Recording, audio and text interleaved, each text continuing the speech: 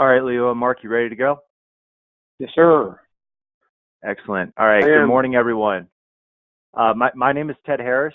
I am with the Pennsylvania Petroleum Association. This is our monthly webinar series. We host this webinar the first Tuesday, normally the first Tuesday of every month at 9 a.m. with a few exceptions along the year. We've been doing this for about a little bit over a year at this point. So I'd like to welcome everyone. If it's your first time joining us, thank you for being here. And if you've been on the webinar before, thanks for coming back.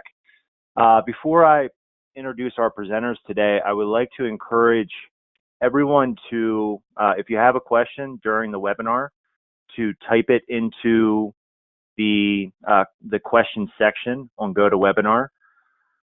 What we'll do, depending on the question, Leo and Mark might answer it during the presentation, and if they don't answer it during the presentation, we'll answer it at the end.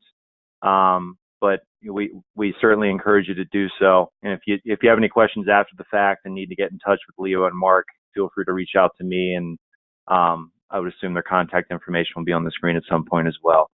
So with that being said, I'm going to hand it off to Leo and Mark with Advanced Fuel Solutions. Ted, thank you very much. Much appreciate the opportunity to share with everybody, some cold weather management and strategies to have a better experience with fuel during cold weathers. I'm General Manager for Advanced Fuel Solutions, and I'm joined today by Mark Smith, who's the Mid-Atlantic Regional Manager, and Mark will join us on his end probably about halfway through. So without further ado, as Ted said, if you have any questions, please feel free to throw them in the chat box, and we'll address them as quickly as we can. Today's talking points is really talking about what challenges today's ULSD or heating oil, understanding diesel fuel operability. So we'll get into some of the terminology, understanding cold weather challenges, things like water, whether it be entrained in fuel or on the bottom, paraffin wax, and why do we need paraffin, blending biodiesel in cold weather. We know that there's a mandate and some biodiesel present, but some folks are blending above and beyond that. So understanding biodiesel properties, how to use wax crystal modifiers to keep paraffin wax small and unfilterable, along with wax anti-settling agent and other support mechanisms. And then understanding kerosene, we know that there's a significant cost increase in using it.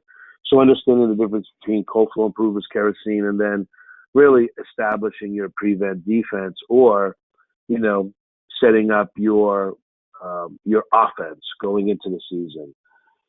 So I'd like to start off with some of these downstream winter challenges. And by downstream, I'm talking about at your customer's location, whether it be a saddle tank, a skid tank, a bulk storage tank, something, that you're delivering into.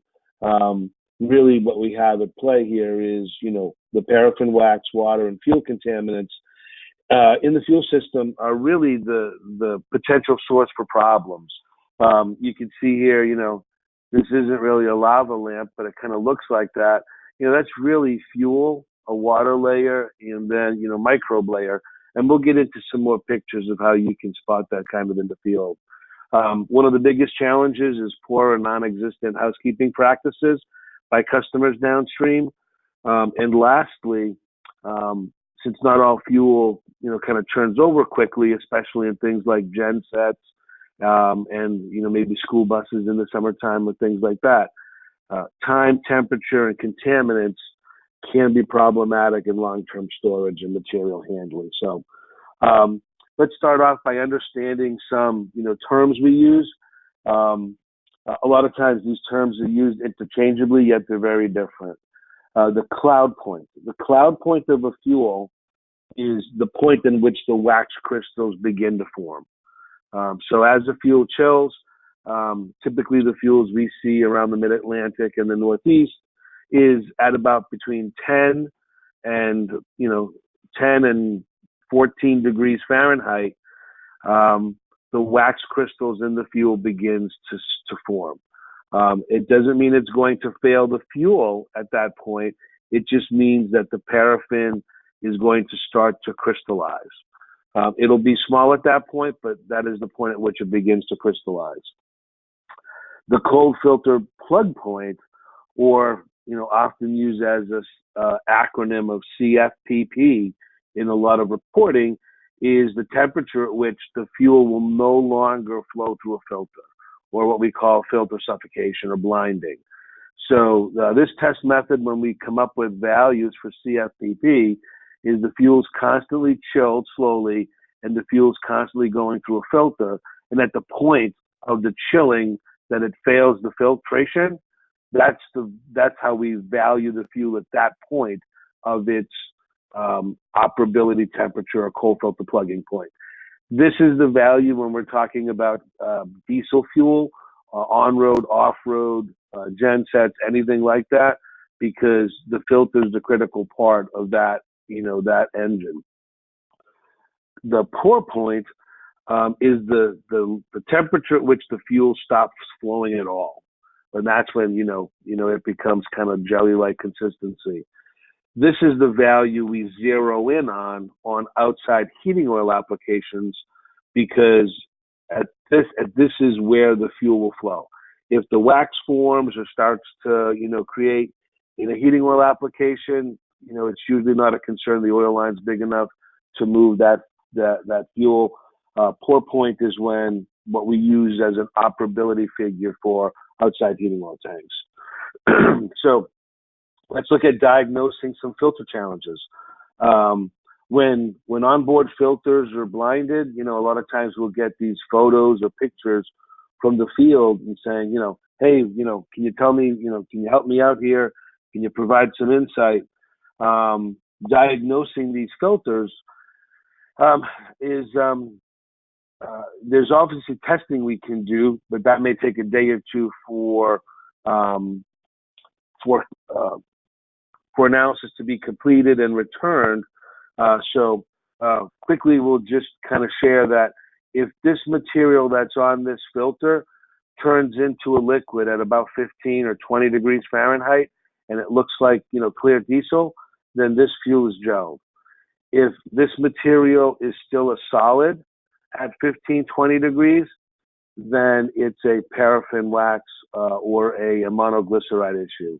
If this material turns to a liquid and is hazy at 15 degrees Fahrenheit, then it was icing, because the haziness or the murkiness is entrained water. So what we wanted to kind of do is kind of share, some pictures from the field and try to say, hey, quickly, what can we diagnose?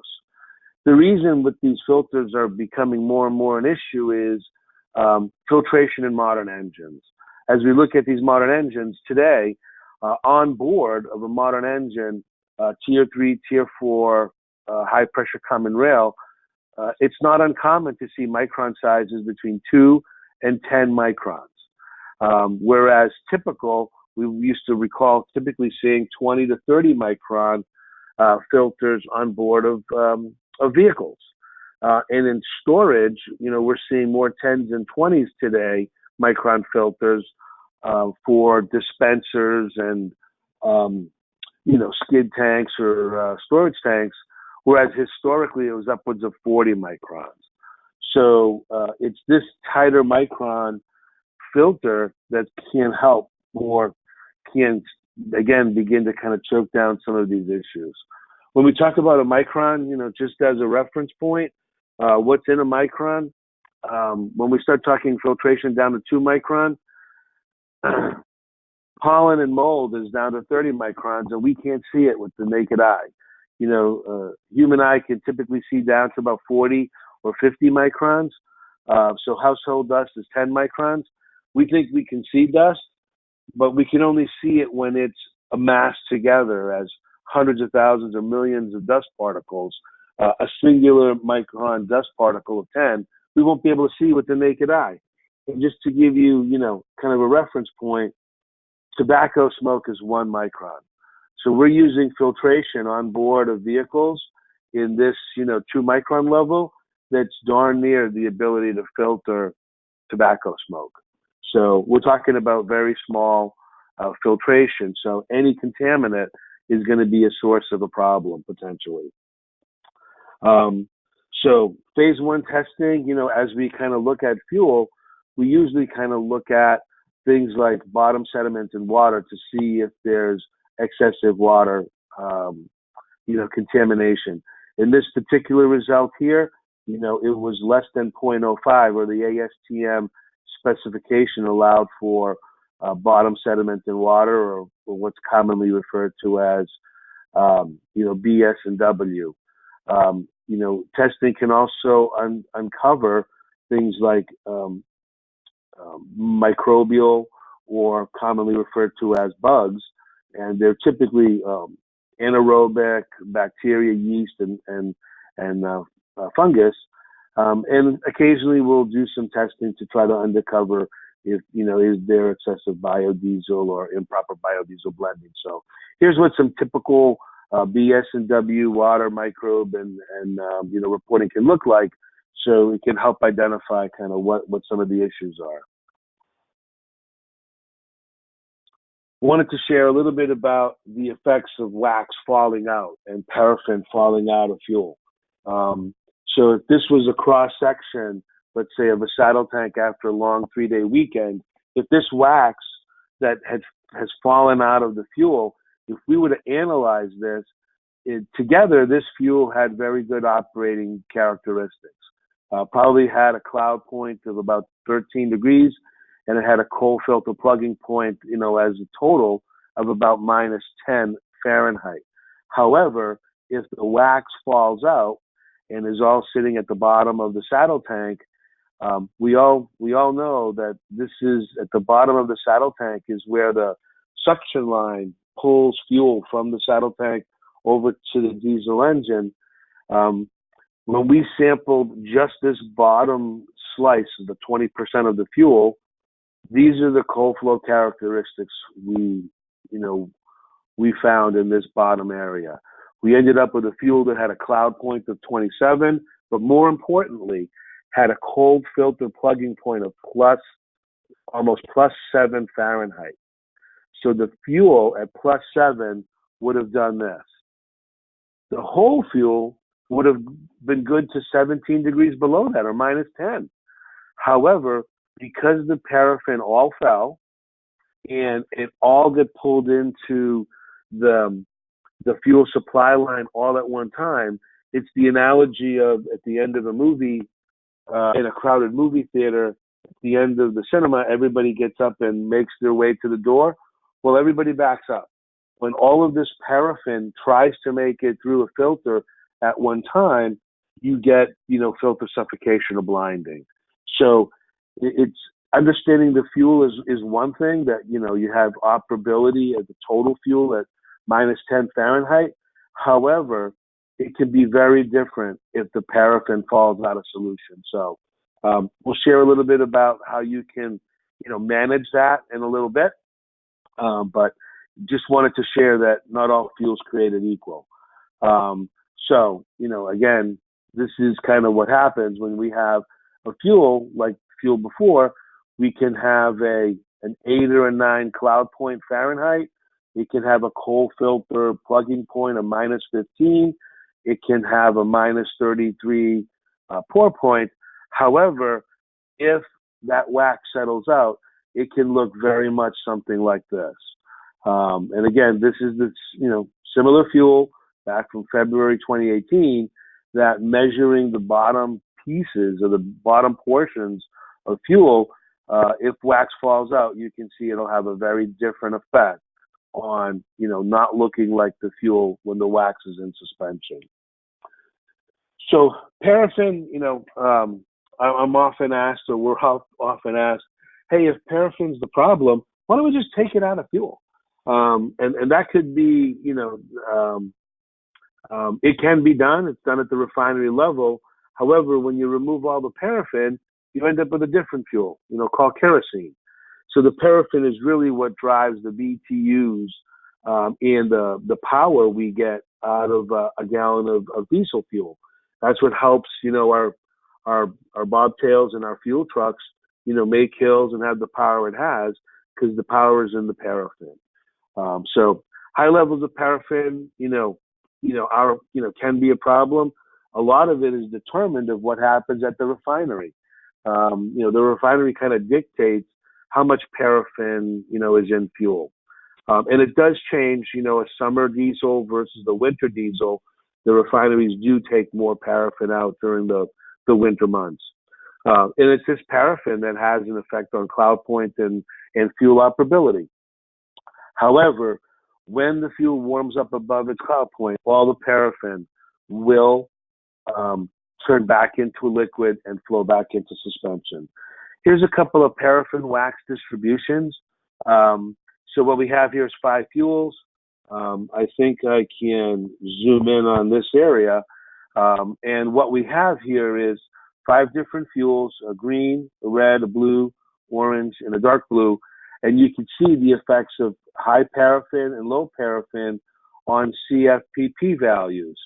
So these 2 high or high paraffin fuels had a coal filter plugging point of +1 and -6, even though they had the same exact fuel treatment in all 5 fuels.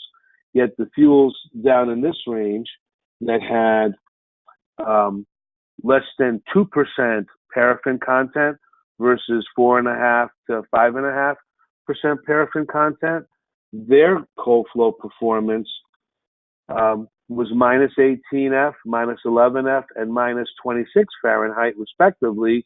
And you can see the effects of lower winter grade fuel and paraffin and coal flow performance versus summer grade fuel and summer paraffin values. Why am I spending so much time on this? Because we're preparing for winter variables. We're preparing, your customers of what they're gonna see. The reason for kind of talking about this is right now you may have a customer that does not turn their fuel over. In other words, you might deliver to them once a month. They may have a 1,000-gallon tank. Maybe somebody in the agricultural community, farmers or anything like that. Well, if they're having a fuel like this, and it's let's say, for example, a 1,000-gallon tank that has 400 gallons of summer fuel in it, and you top it off with 400 or 500 gallons of winter fuel that maybe looks like this, when you combine these two, you didn't make 900 gallons of a winter fuel. You made something that might fall into this middle range spectrum, so the performance is going to be in the middle. A lot of these issues tied to paraffin and tied to early season filter gelling is been traced back to people thinking that they got winter fuel, and they did, but it got put on, 30, 40, or 50% summer product. So they don't have 100% winter. They have a combination of winter and summer fuel. So the idea of talking about paraffin here is to prepare and look, get your customers that don't turn a lot of fuel over, see about getting their tanks as low as possible, so that when you do bring the first load of winter fuel in, it represents a majority of the fuel in the tank, so that it resembles more like winter fuel than it does summer fuel or a combination. Preparing for winter, monitor fuel temperature cycles and weekend downtime. I think, I'll say that probably 90% of the folks on this call today have smartphones, and they have weather apps that look out 15 days. So monitor, knowing, look into the future, know when cold weather is coming, so you have a chance to modify and enhance some customers that need a winter boost on their fuel. Focus on storage tank housekeeping, not just your bulk storage, but be sure to share with customers that it's their responsibility to monitor their saddle tanks and their storage tank, because it's vented to the atmosphere, and if it's breathing in humidity and humid air in the summertime, this is the time of year that it will condense and you can create problems down the road. Then know what you're buying. As you're buying fuel, typically the terminal operators will post during the wintertime coal flow specs. Know what you're buying. You may not know directly the paraffin content, but at least you'll know what the CFPP value is, so you know what you're putting out in the field. And this, in concert with knowing where the fuel temperature is in the future, can give you a chance to do or to flex and ensure your fuel is properly winterized for conditions that you see coming in a week or two down the line. And you can do some things to kind of help prepare yourself. There are many, coal flow improvers out in the market. These, we're going to talk a little bit about components. So these are not brands. This isn't a marketing presentation. So we're going to talk about components in generic form. We use things like coal flow improvers to help fuel in cold weather. What we do is we're altering this paraffin wax growth. We're keeping it as small as possible so that it will flow through a filter and into combustion. The dosage level you're going to use is going to be based on the material or the product you're using and what you're trying to achieve. We always recommend testing because, diagnosing without testing is malpractice. Although we're not physicians, the concept holds the same. You should be testing fuel, or at least asking, where you're buying your fuel for, what are the coal flow metrics so that you know what you have. If you're adding your own, this is a critical point, that coal flow improvers must be added to fuel before the fuel reaches that 15-20 degree Fahrenheit in temperature. Once the wax begins to form, coal flow improvers cannot reverse the formation of wax. They cannot. They can only keep wax small before the wax is formed. So coal flow improvers need to be added into the fuel when the fuel is above its effective cloud point, preferably 5 or 10 degrees above that. So about 20-25 degrees Fahrenheit would be ideal. And by the way, a lot of folks say, hey, if a little is good, a lot is better. If you have, a recommended dose rate, unless there's some issues with the fuel, don't over additize. It's a recommended dose rate, for a reason, because it's the recommended dose rate. We talked a little bit about the mechanics that as fuel chilled, the fuel first reaches its cloud point, second reaches its cold filter plugging point, and then thirdly will reach its pour point. The mechanism is as fuel chill, it'll reach its cloud point, so wax begins to form. As it gets colder, they begin to ribbon and stick to one another, and unprotected, not only do they ribbon, then they really crystallize to one another. And at this point, they become so heavy that they fall to the bottom of a saddle tank or a bulk storage tank over time. So it's one thing to understand the mechanism of the terminology, but in real life, this is, the wax gets larger and larger, and then at some point they begin to ribbon or stick together. Since distillate fuel or heating oil or diesel has its own characteristics, I always like to talk a moment about biodiesel and biodiesel blending. Biodiesel has, slightly different coal flow properties, obviously, than diesel fuel or home heating oil. And not all biodiesel is created equal. There's biodiesel made from plant oils like soybean oil and canola and other material, and those typically have a cloud point, around, let's say, 30 degrees Fahrenheit, mid-20s to, low 30s, and these are the soys and canola and plant oils. Then we get into what we, the acronym of UCO, or used cooking oil, or waste vegetable oil. These are, typically recycled from restaurants and locations like that. It still goes through a an aggressive refining process and a purification process, but this fuel has the cloud point of somewhere around the mid-30s to the low 40s. And then you can also make biodiesel and distill it properly out of animal fats. And again, these have a cloud point of something very different. So when we say, hey, if you're going to be blending biodiesel at your own facility, whether it be in tank, in truck, or rack injection, know what you're buying, because not all biodiesel is created equal from a cloud point perspective. We only recommend that you use ASTM spec diesel, biodiesel, so that all of these can pass the same specification standard, but it doesn't mean that they're all going to have the same cloud point. So understand the fuel. And when you do blend biodiesel, just understand that biodiesel is slightly heavier. It has a slightly different specific gravity of 0.88 versus 0.85. So typically you want biodiesel to be introduced second into the generic diesel fuel, and then ideally it should be agitated or recirculated.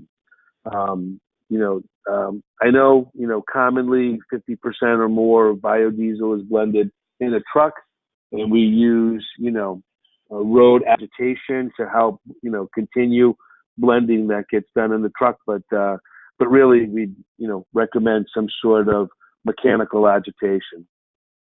And storing of biodiesel, if we know that these are the various cloud points of biodiesel, blending of biodiesel should be done with the biodiesel at a temperature about 15 or 20 degrees above its cloud point. Kerosene was, back in the 80s when I started in the industry on the fuel side, we used a lot of kerosene with high sulfur fuels as a cold weather protection.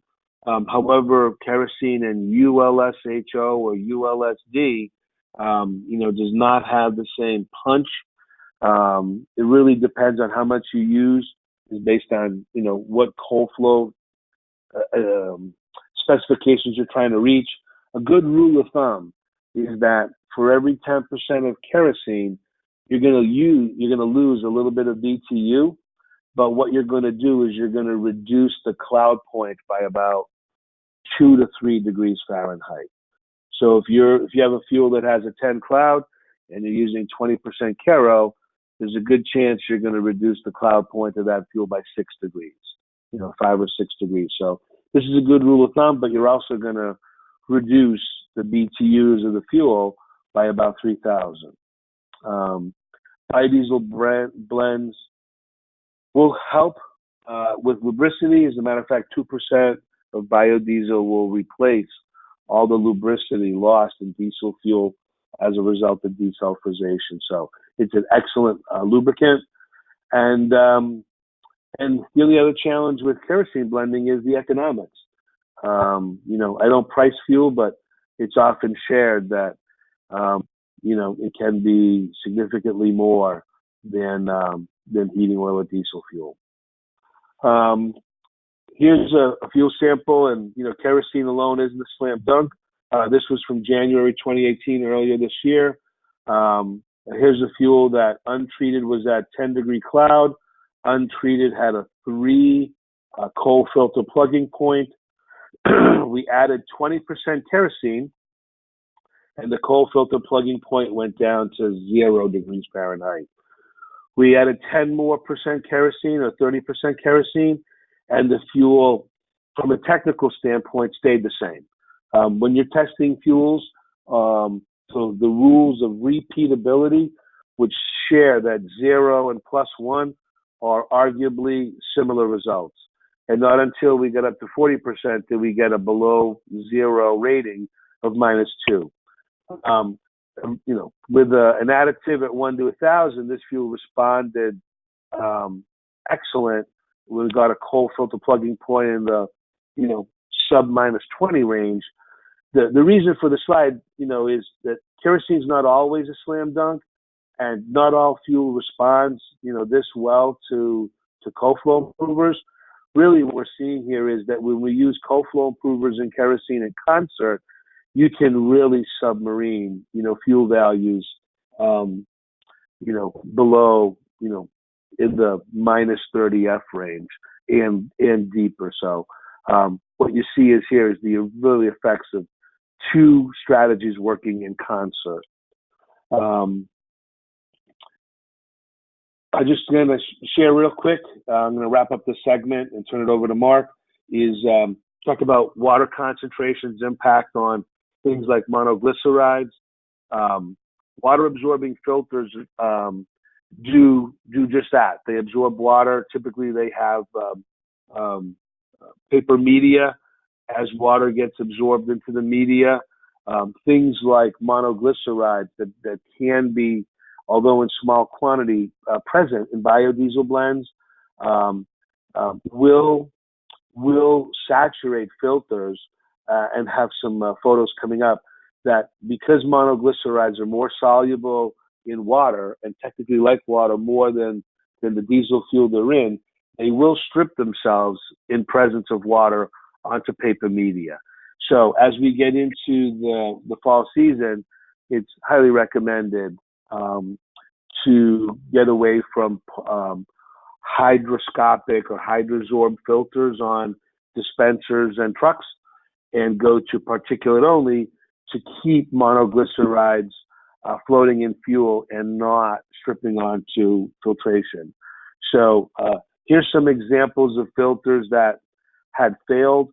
On the left here is a filter that failed due to the microbes, as we shared in some of those earlier reports. We can test for microbes, but here's a visual interpretation of what that would look like.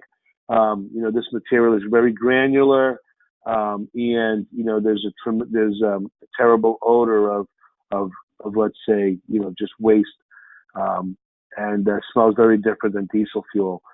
Here in the center, we have a filter that had suffocated due to corrosive material. Although we can test a $3 magnet, can easily detect if there's any metallic material in the fuel. So, this is a quick on the spot. Here odor would dictate that. Here, obviously, a little magnet can detect if there's any metallic shavings.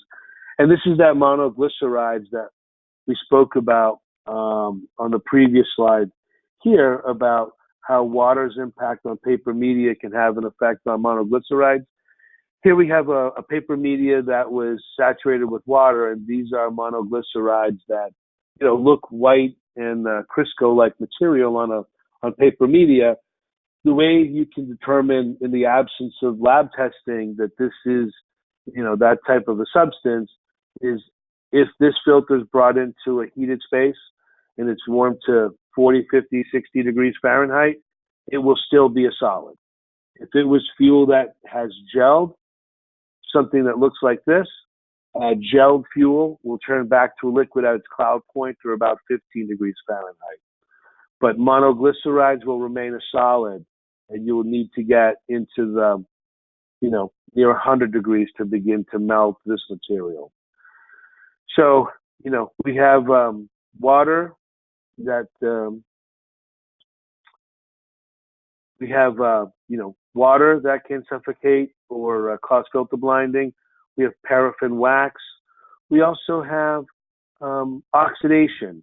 And oxidation is the result of carbon particulate or carboxylates falling out of fuel due to thermal oxidation or temperature. So what does that mean? Tier 3, Tier 4 engines typically return 50% of the fuel back to the saddle tank at temperatures north of 130 degrees. And it's this temperature, extreme temperature, that prematurely ages fuel and bakes it, and therefore creates carbon fallout. So, this is oxidation. Factors that impact wax crystal growth is the fuel solvency. Really, this is like a repeat of the total wax, whether it be the paraffin wax content and the wax paraffin distribution. Managing wax can be done easily with things like wax anti-settling agents or WASA. where you can disperse wax and keep it in suspension. So this is, pictures of fuel in a beaker when the wax falls out versus keeping it in suspension. And although you may have some good cold flow performance when the wax is up in suspension, when it falls, it's going to change very dramatically. And we saw that, in that beaker very early on. If we keep wax up, we can get very good performance with the fuel as a whole. So I'm going to leave it with inspect what you expect. If you expect good performance, ask your supplier what the cold flow specs are. Routine stick your tank for water and manage your housekeeping. So if you expect good performance, please inspect what you expect. So some final thoughts are, again, it's worthy of mentioning. Monitor your cell phone or use whatever weather tracking to keep track of what the forecast looks like. Understand and test your fuel. Know what you're buying and stay ahead of the schedule so that you're not chasing, you're being proactive. With that, I'm going to turn this over to Mark Smith, who's going to talk about some strategies designed to optimize tank performance, really focusing in on housekeeping and how you can, for yourself and your customers, make sure you prepare this fall for success in the winter. Mark? Yeah, thank you, Leo. As Leo said, my name is Mark Smith. I'm the Mid-Atlantic Region Manager for AFS. Today I'm going to talk a little bit about optimizing your tank performance so that you don't have the cold flow issues that Leo had gone through, but also talk about housekeeping to keep things like water and sediment sludge out of your tanks. Go ahead. So managing water is one of the most important part of your housekeeping. We like to refer to it as a prevent defense type of protocol.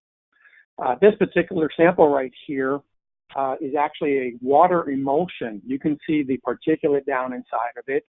This was from a 20,000 gallon above ground storage tank that basically fed, actually 3 of them fed a loading rack.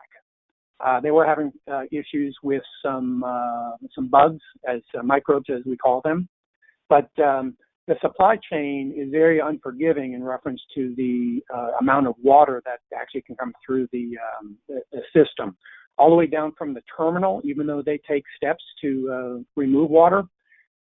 Other points of access, things like tops of cargo tanks and or tanks that have issues with leaking cylinder gauge caps that are either broken or caps that are left off, fill containment vessels that get filled up with water and are not removed. So managing this is important. This particular sample did not test with water detection paste, that there was free water, but with a tank testing or fuel testing through the lab, denoted that it actually both had water and sediment. Go ahead.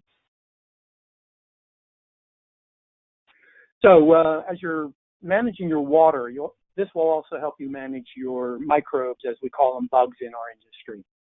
By reducing the instance of water or having water in your tank, you will dramatically decrease the microbial contamination potential. So with water, you have increased microbial contamination. Because of the growth pattern of microbes, early detection is critical. Once microbes form in your tank, these bugs, they live, die, live, die. They live in the water. They eat the hydrocarbon, that's the oil, the diesel, the fuel, and they secrete acetic acid. Even if you kill the bugs with some type of microbiocide, the water still remains after the fact if it's not pumped out. This water will contain acid. You should be testing your tanks or checking your tanks for water routinely. By emulsifying water in tanks that have a high turnover rate, this is something that receives the delivery, fairly often, and you're moving that fuel through the system, you could actually add a moisture control that will actually help entrain that moisture safely, microsize those water molecules so that they can actually be dispensed and burned downstream. If you have a tank that has a low turnover rate, you typically should demulsify it, or bring the water out of it to the bottom of the tank from the fuel, and actually have that either pumped or you could have that fuel polished.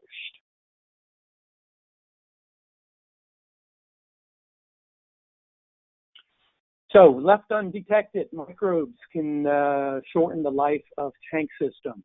Specifically, back in 2006, 2007, when ultra-low sulfur was brought into the for diesel fuel, they knew right away that there were issues because we had all types of tanks that were starting to fail prematurely their typical lifespan. Downstream, you have to be looking at fuel filters. If you are having issues where you're having service calls due to filter suffocation, a lot of them are spin-on filters now. So what you can do is actually cut them open, and as Leo showed earlier in the slide presentation here, you can actually look at those. Testing is one of the best ways to diagnose that. There are field tests as well as laboratory tests. Shortening the lifespan of filters actually can cause downtime and missed deliveries, which ultimately, if you miss a delivery for a customer, they're not going to be happy. Also increases your maintenance cost, which, when you have to have your truck off the road, your driver sitting by the way, collecting a paycheck, what's happening is that your maintenance costs are increasing. Undetected MIC, or microbial-induced corrosion. This is due to the acetic acid, can result in environmental spills, non-budgeted expenses, and ultimately tank failures, which can cause, as we said, spills. This is actually an example of a truck that was at not long ago. You can see the rust. This is a saddle tank for a trash truck. They didn't know that they had bugs, but all of a sudden started getting or shortened filter life. So we took a look. We actually took some testing that we'll look at in a minute, but you can see how fast the corrosion has formed around this. This actually was cleaned up compared to what it was.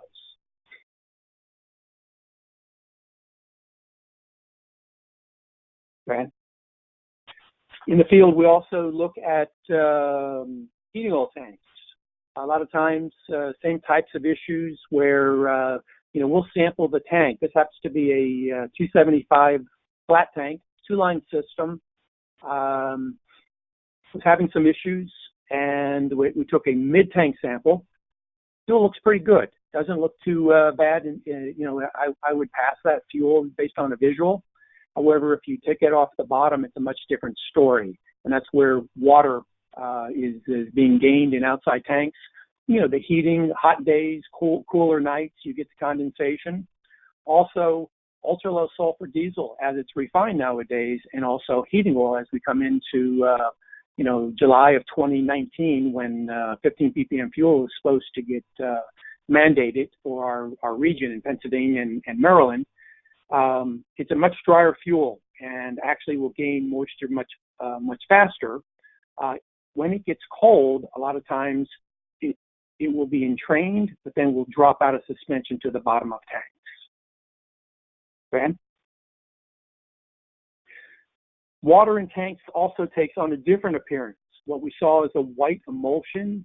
We can also see in tanks as a oxidized fuel. If you look to the left, that is a fuel from the bottom of a tank at this particular property. To the right, a different tank, but very, very similar results. Bottom had a very dark oxidized fuel. Typically, when you have oxidized fuel like this, there's also the presence of water. Mid-tank was a pretty fuel. This particular tank was actually probably 5 years old, a tough tank, typical, Granby tank. Was a bottom feed tank, so should have been moving fuel through the system. However, being outside, as we know, ground heaves and thaws, and a lot of times it's not passing the fuel due to the tank not being level, so that you may be pulling some fuel that is good, but then others is sitting at the end where you can't get to it. Go ahead.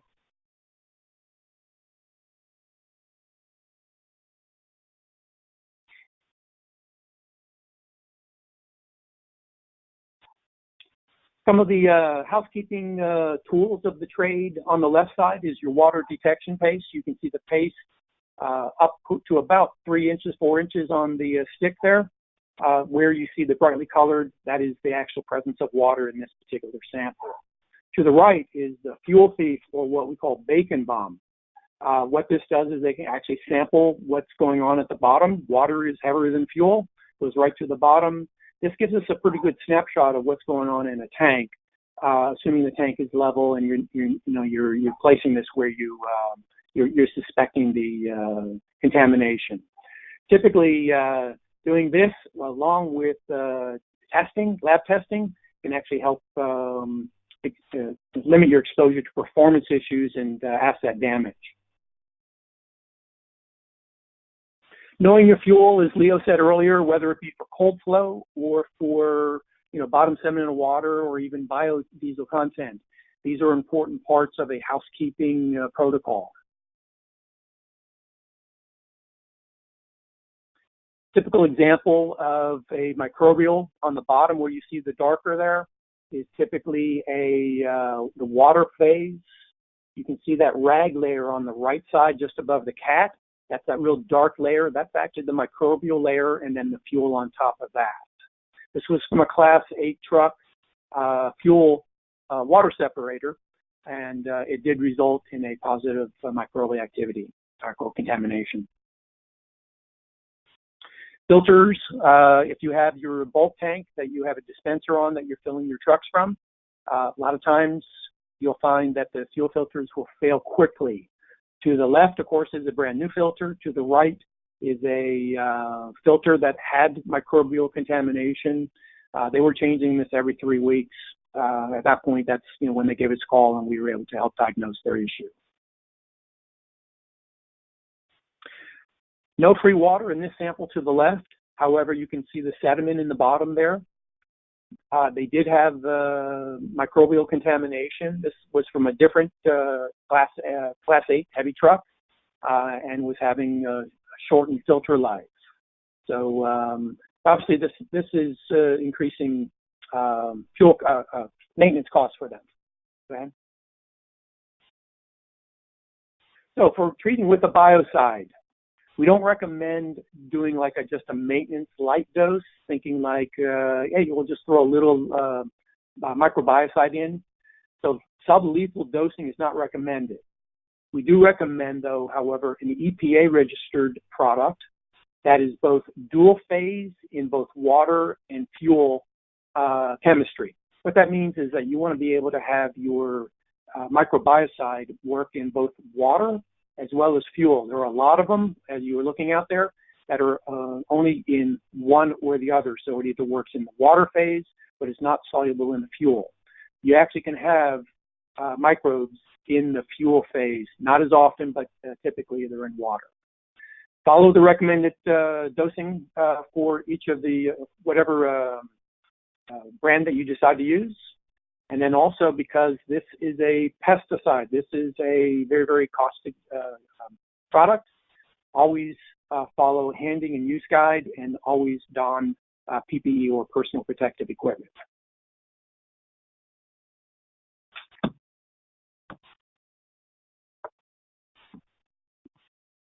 You may hear it in a second.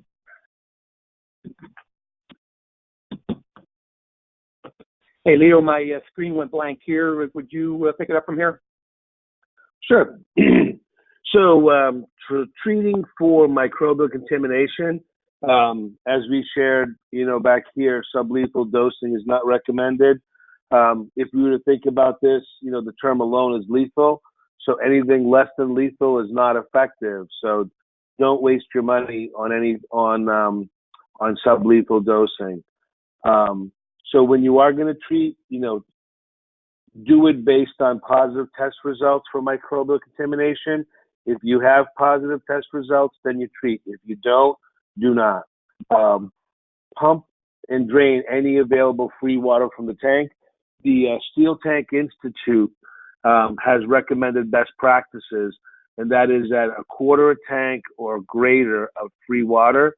They recommend pumping the free water out. Treat the tank with a lethal dose of a microbiocide based on the gallons of fuel in the tank, plus anything you're going to put in to be used as an agitator. Recommended to wait at least 24 hours after dosing with a microbiocide so that it can leach into the water phase and it can kill, the microbes. After that, you'd like to deliver or top off vehicles so that treated fuel leaches downstream to saddle tanks of the trucks that are, that are shipping off of the storage tank. Use any moisture control agent to remove, or if on a fast turning system, emulsify any free water and, get it out of there beyond, what you weren't able to reach during pumping. And then, as always, trust but verify. Retest treated fuel to confirm negative results for contamination, and then continue on with periodic testing and reevaluation. This isn't a brand. This is just a concept. There's controlling moisture entering tanks via the vent. There are strategies like a desiccant that you can screw on a vent pipe, and something like this, as air is entering the tank, it is dried through, in this particular model, something like silica beads. So air enters the tank through the silica, and just like silica beads are put in little packets in a box of shoes to keep the air in there dry so that they don't create mold or bacteria, the same strategy is used to keep moisture out of tanks by using this drying agent on your vent. So there are strategies of things you can do for tanks that are more susceptible to condensation. This typically isn't something you would use on a residential heating oil tank. This is something more for commercial account that's just because of location susceptible to high condensation or dirt and debris, since this will stop debris and dust from entering tanks as well. We shared earlier, inspect what you expect. Test storage and housekeeping. If we want to have good fuel performance, it ties based on, having good fuel specifications. So, consumer tank installation regulations changing across the U.S. Follow them, but also follow the Steel Tank Institute. As we're replacing tanks should be installed pitched a quarter inch, a foot to the drain end with a bottom drain. We do that so that contaminants or any contaminants that might accumulate naturally, exit the tank and end up in the filter at the annual tune-up and safety inspection. I know we're dealing with millions of legacy tanks out there, but at least new tank installation should be installed, per Steel Tank Institute. If you have your own bulk storage, you should test that as well, because that's going to be susceptible to where you're going to move product downstream. Introduction of a fuel quality program, it's based on what your goals are. You should talk to a fuel quality professional, and they can sit down and work with you to achieve what your goals are, whether it's cold weather performance or, filter cleanliness or whatnot. And because filtration is getting smaller on this equipment, and can be a challenge in cold weather, make sure that as it gets cold, you're not filtering for moisture. Typically, there's less humidity in the air during the fall-winter season, and therefore hydroscopic filters, are necessary in onboard fuel systems. We're going to be wrapping up here quickly with outside tanks. They're no different. The tanks are vented to the atmosphere. They're more susceptible to temperature fluctuations. Therefore, more condensation can accumulate in outside tanks. So housekeeping is the first step of any fuel quality program. Water is the number one contaminant in residential outside tanks, and it causes all the issues that we talked about: water, bugs, acidic acid, and corrosion. Do everything you can from keeping water out of there. Make sure your vent caps are on. No detectable water is acceptable. I kid you not. These are pictures of Mark sent from the field. Arrived at a customer's location. The cap was off, and the gauge, the cylinder cover, the cover was off and broken, and water, any rainwater, let alone condensation, was making its way into that tank easily. Do everything possible to keep water out of tanks. I know this is probably the second or third time that we're mentioning it. Water freezes long before fuel gels. Water is the number one contaminant and the cause of microbial activity. Microbial activity leads to corrosion, premature tank failure, and a whole host of other problems downstream. So if you want to get good fuel performance, make sure that you do everything to keep water from entering tanks. Commercially, we get to a lot of underground tanks or even above ground tanks when we get to the fill box, and leaves act as a pool liner, keeping water from draining. And I can't tell you how much water can enter through, weak pipe dope seals and, connections and fittings. So please, do whatever you can to share with your customers their responsibilities of keeping fill boxes and, fill areas clean. Pay close attention to that leak detection equipment, but don't rely on it. A stick and paste is still the best way to manage and identify any water in a tank, along with fuel testing, because as Mark said, emulsified water can sometimes not be detected with a paste. With that, that ends our presentation, and I'm going to turn it back over to Ted, and he can take it from there with the Q&A. Excellent. Leo and Mark, thank you very much. We are going to wrap up here at 10. With that being said, had a few questions come in. If you do have any questions, again, please ask them via the question feature on GoToWebinar. I'll start with the first question here. What can you do when wax falls out or gels? Essentially going off the the issue that we really experienced last winter. Yep, Ted, I'll take that one. When your fuel gets to the point whether you have advised with a cold flow improver just in time and didn't quite make it before it started to gel and the wax fall out. Basically, what you need to do is, if at all possible, to agitate the fuel that has started to gel and increase the temperature, the ambient temperature. That can be done a lot of times with the inbound new delivery. A lot of times fuel coming out of the terminal is a little bit warmer, and this actually can act as a mechanism to do that. Other ways to do it would be to, once you do get to that point, on an outside oil tank, if your line actually has started to either freeze up and or gel, the wax is restricting the flow, taking a CO2 cartridge, removing the fuel line, blasting some air back through, and then hitting it with a rescue type of CFI, cold flow improver. Actually, once you get the fuel flowing, that actually can work to get you heat again, specifically once you get the fuel flowing. So, Leo, can you think of anything else?